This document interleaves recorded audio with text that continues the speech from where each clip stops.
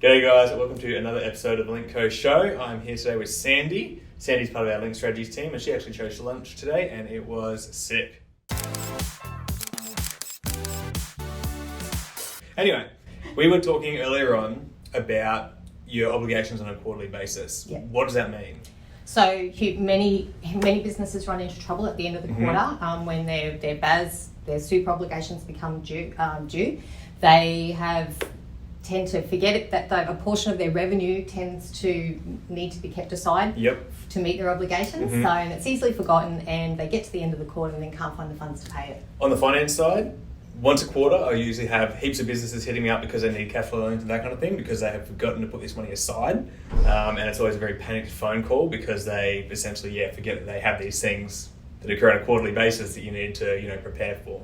So what kind of things can people do to make sure they're not caught out like that? Okay, well the solution that I do recommend to my clients is to open a separate GST bank account, a savings account essentially.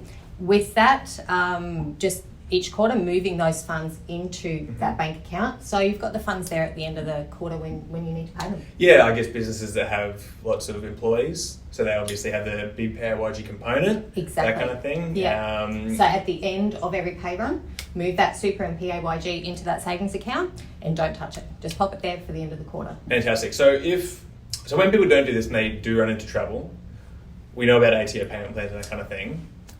What else, because we were speaking about this earlier on, what else happens there? Yeah, well, that's a slippery slope. The ATO will use their discretion to allow for a payment plan, but the problem is, as I said to you earlier, it's a slippery slope. When you run down that path, you run into the issue of interest and penalties potentially as well, so your bill is only getting higher.